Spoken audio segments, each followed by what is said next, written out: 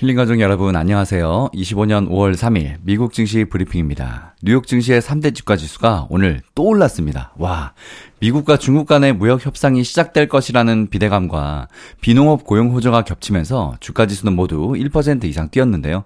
다우지수는 전장보다 1.39% 뛴 41,317에 거래를 마감했고 S&P 500 지수는 전장보다 1.47% 상승해서 5,686을 기록했습니다. 나스닥 종합지수는 1.51% 오른 17,977에 장을 마쳤고 필라델피아 반도체 지수는 오늘 3.52% 급등한 가운데 4,397을 기록했습니다. 지수를 구성하는 30개 종목이 모두 상승하는 진기록을 세웠는데요. TSMC와 ASML, AMD, 퀄컴은 3% 안팎으로 올랐고 ARM은 무려 6.82%나 뛰었습니다. 상위 3종목에 집중되어 있는 AI 반도체 지수 3.37% 상승해서 1024를 기록했는데요. 지수 산출 시작점인 1000포인트 위로 다시 올라왔습니다. 지수들이 전부 다 상승함에 따라서 시카고 옵션 거래소의 변동성 지수, 일명 공포지수로 불리우는 VIX는 전장보다 7.8% 밀린 22.68을 기록했습니다. 아직은 20선 위에 올라와 있습니다. 주요 주가지수는 기록적인 오름세를 이어갔는데요. 오늘 S&P 500 지수는 이날까지 9거래일 연속 상승했습니다. S&P 500 9거래일 연속 상승은 20년 만에 최장 상승세 기록인데요. 지수가 9거래일 이상 연속 상승한 것은 2005년 이후 20년 만에 처음 있는 기록입니다. 그 직전 기록은 1996년이었다고 합니다. S&P 500 지수의 연속 상승세 최장 기록은 1971년에 기록한 14거래일이었습니다. S&P 500은 9일을 내려오른 덕에 도널드 트럼프 미국 대통령의 상호관세 발표 충격을 드디어 모두 만회했는데요. 트럼프 대통령이 해방의 날이라고 밝힌 지난 2일 장 마감 뒤에 대대적인 상호관세를 발표하자 뉴욕 증시는 3일날 폭락했었는데요. S&P 500은 하루 만에 무려 4% 넘게 폭락했었습니다. 그러나 S&P 500은 지난달 22일 이후 거래일 기준으로 9일을 내려올랐고 오늘 5,686.67로 마감해서 폭락 직전인 지난달 2일 마감가 5,670.97을 마침내 뛰어넘었습니다. 주가지수를 밀어올린 것은 미국과 중국의 무역 협상에 대한 기대감인데요. 중국 상무부는 미국이 최근 수차례 당국자를 통해서 적극적으로 정보를 전달해오며 우리와 대화를 바라고 있다고 밝혔습니다. 앞서 중국 CCTV 계열 소셜미디어는 미국이 중국의 대화 의사를 타진하고 있다고 보도한 바 있는데요. 이날 중국 상무부의 논평은 같은 맥락으로 풀이됩니다. 마코 루비오 미국 국무장관 또한 전날 폭스뉴스와의 인터뷰에서 중국 측이 접근하고 있다며 그들은 미국을 만나고 싶어 한다고 말했습니다. 서로 상대방이 먼저 연락했다고 지금 서로들 말하고 있죠.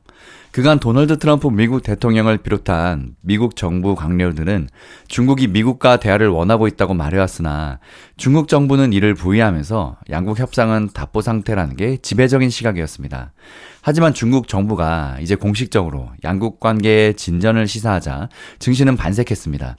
미국 주가지수 선물은 이날 아시아장에서부터 중국 정부의 발표가 나온 뒤 급등했는데요. 무역 협상 공방이 이제 실제 협상으로 방향을 잡은 것으로 보입니다. 한 전문가는 최고 관세의 격변기는 지났다며 S&P 500의 연말 목표치는 6,600이라고 말했는데요. 이날 종가 대비 약 18%의 상승 여력이 있다는 뜻이기도 합니다. 또 소시에테 제네랄의 미국 주식 전략 책임자는 시장이 관세 공포 정점을 지난 것은 확실하다며 실제 관세 충격 정점을 통과하지는 못했지만 그 길은 멀고도 험하다고 지적했는데요. 뉴욕 증시 상승세에 현혹되지 말라는 월스트리트의 애널들의 경고와도 맥락이 같습니다. 하지만 트럼프가 상호관세를 크게 낮추는 무역 합의에 이르지 못한 상태에서 상호관세 90일 유예를 멈추면 증시는 다시 하락할 수 있다고 경고하기도 했습니다.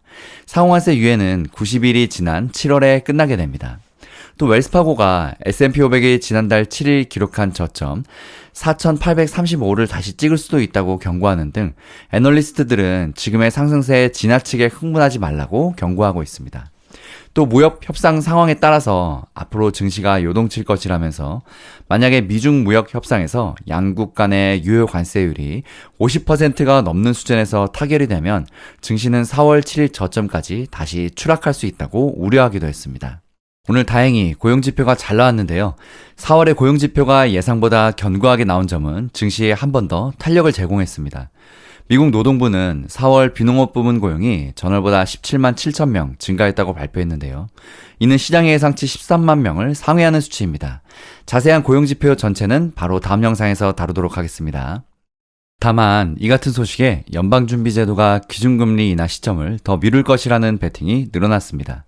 시카고 상품거래소의 페드워치 툴에 따르면 연방기금금리 선물시장에서 6월 기준금리가 동결될 확률은 64.5%까지 올라갔습니다. 전날 마감 무렵에 41.8에서 약 23%포인트나 급등한 것입니다.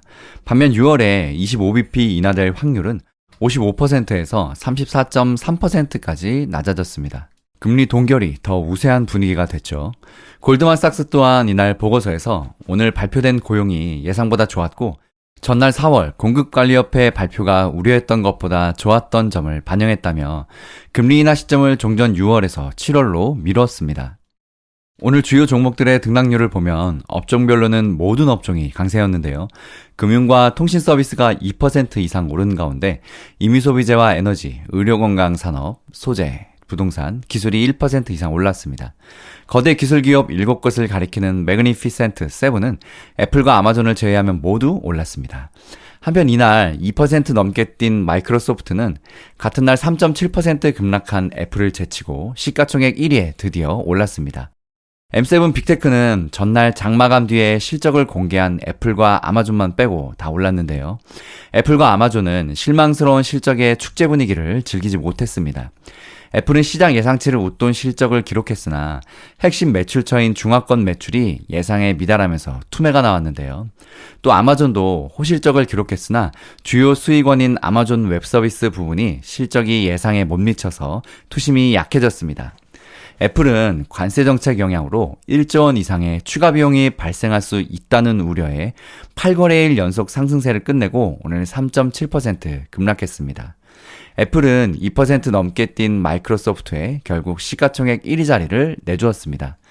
애플은 오늘 3.74% 급락한 205.35달러를 기록했고 마이크로소프트는 2.32% 올라서 435.28달러로 거래를 마쳤습니다.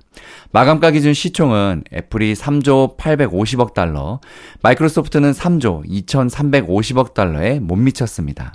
애플은 트럼프 관세 충격에서 자유롭지 못하다는 점이 실적 발표에서 정확히 확인되면서 결국 시총 1위 자리를 빼앗겼습니다. 오늘 엔비디아는 2.59% 급등한 114.5달러로 마감했고 알파벳은 1.86% 오른 165.81달러, 메타 플랫폼스는 4.34%나 급등한 597.02달러로 장을 마쳤습니다.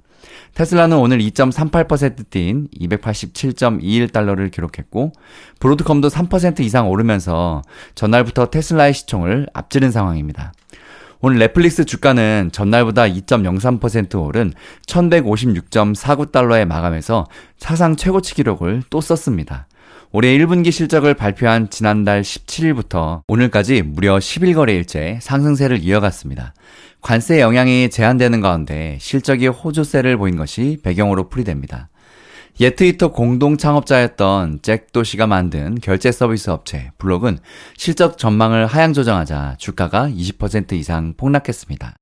힐링가족 여러분, 행복한 주말 보내세요. 다음 영상 바로 이어집니다. 여러분, 성공투자 파이팅!